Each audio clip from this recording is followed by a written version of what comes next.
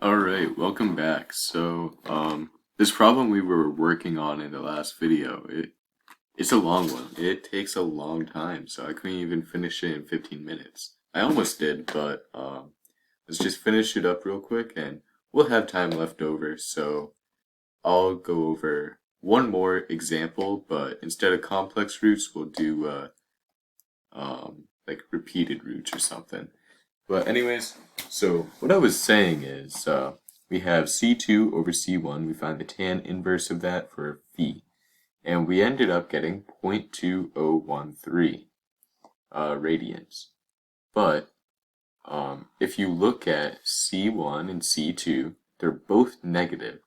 So it's going to be in the fourth quadrant. And that is not in the domain. The domain of tan inverse, it has to be on the right side of the unit circle. So we have to add pi to it, and we get 0.2013 plus pi as phi. So let's just finally put this in our amplitude phase form. So we got A equals, well, x of t equals A to the e alpha t times cosine of omega t minus phi. And A we found to be about 2.04. Then times e to the alpha t. Shoot, I forget what alpha was. I just erased it. I think it was negative 1/2 t times cosine of omega, which is radical 384 over 8 t minus, and phi equals 0.2013 plus pi. So 0.2013 plus pi. And this simplifies to x of t equals 2.04 e to the negative 1/2 t cosine of radical 384 over 8 t minus 0.2013 minus pi. And that is our final answer in amplitude phase form. Now, this was for complex roots. So we had this e to the alpha t part in it, but now that we're doing repeated roots, what did I do? One sec.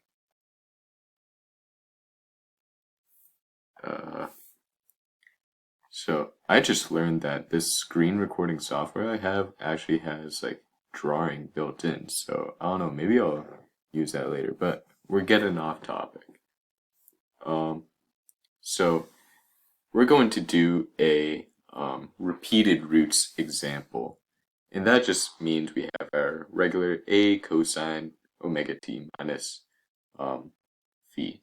We don't have that e to the alpha part because it's not a complex equation.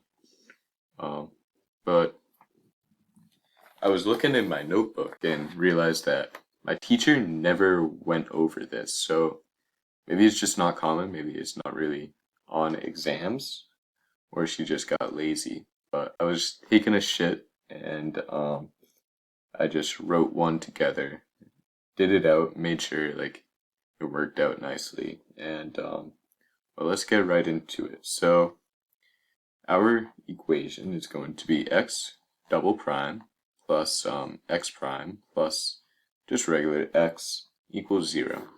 So m equals 1, c equals 2, doesn't equal 0, so we are going to have damped motion, and k equals 1.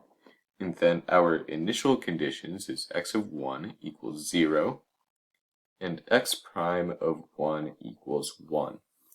So let's jump right into it. Let's factor this out. We get r squared plus 2r plus 1 equals 0.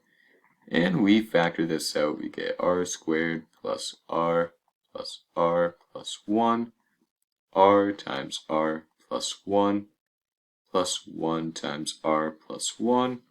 We get r plus 1 squared, or r plus 1 times r plus 1.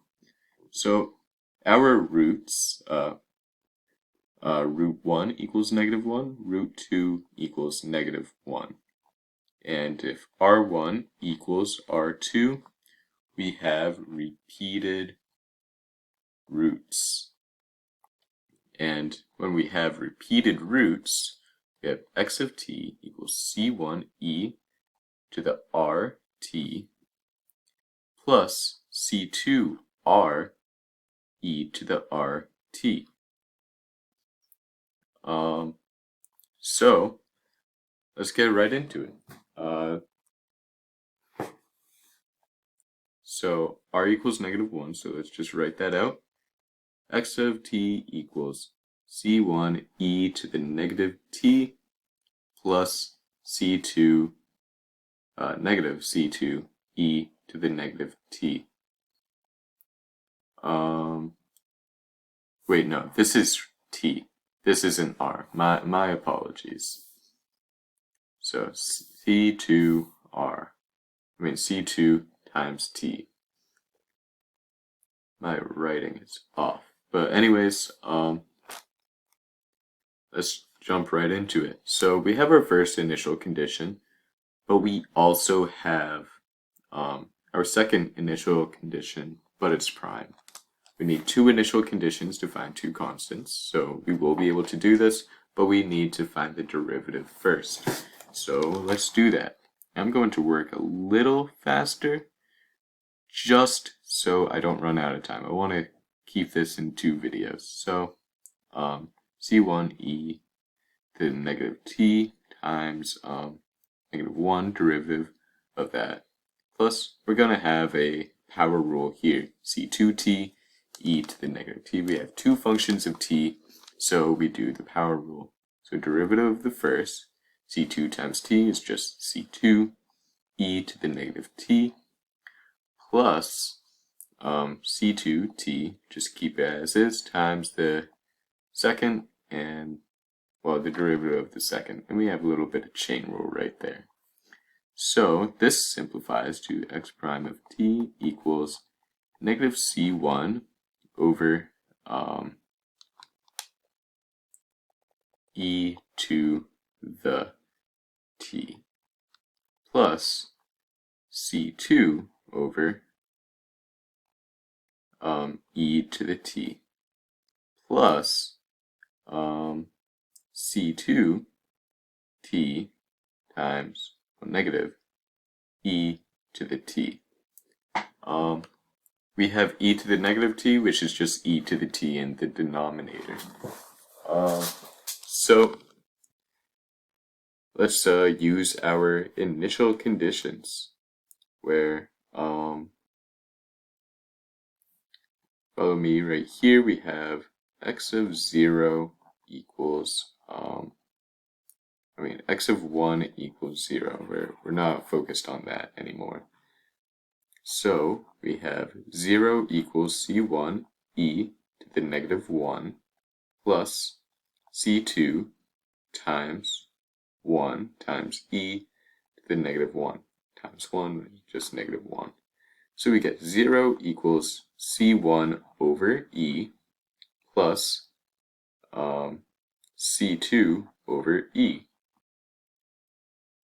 which turns out to be c1 equals negative c2. Now, if we go over here, we have x prime of 1 equals 1. So we get 1 equals negative c1 over e to the 1, which is just e, plus c2 e to the 1 plus negative c2 times 1 over e to the 1.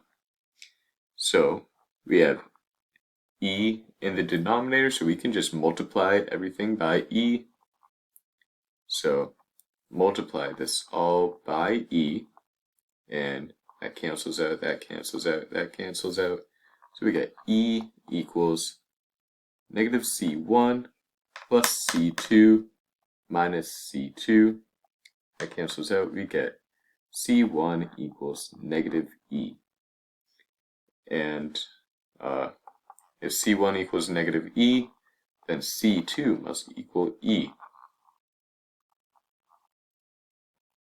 So that was a little messy, but let's just power through. So C1 equals negative E, C2 equals E. And we know A equals the square root of C1 squared plus C2 squared. So that equals the square root of negative E squared plus E squared equals square root of 2E squared. We get A equals, we can take out the E, so E radical 2. Now, phi equals the tangent inverse of C2 over C1. So we just get E over negative E, tan inverse of that. So we get tan inverse of negative 1, which equals negative pi over 4. You'll need your calculator for that. But that's in radians. And finally, our domain of tan inverse must be positive, and it must be in the domain of pi over 2, negative pi over 2 to pi over 2. And well, this, while it is in that domain,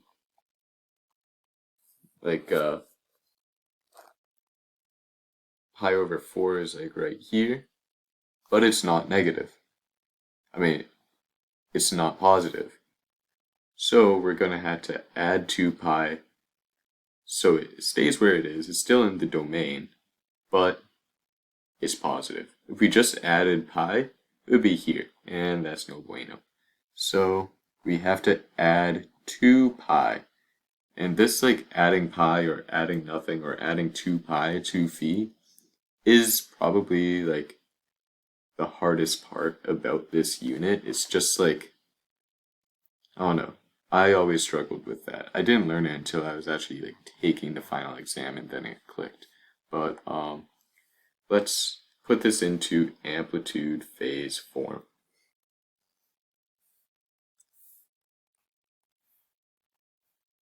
So we got x of t equals a cosine of omega t minus phi. And well, we know a is e radical 2 times cosine of, well, omega is the square root of k over m. So omega is just the square root of 1 over 1, which equals 1. So 1 times t, which is just t, minus phi is negative pi over 4 plus 2 pi. Actually, wait 1 second.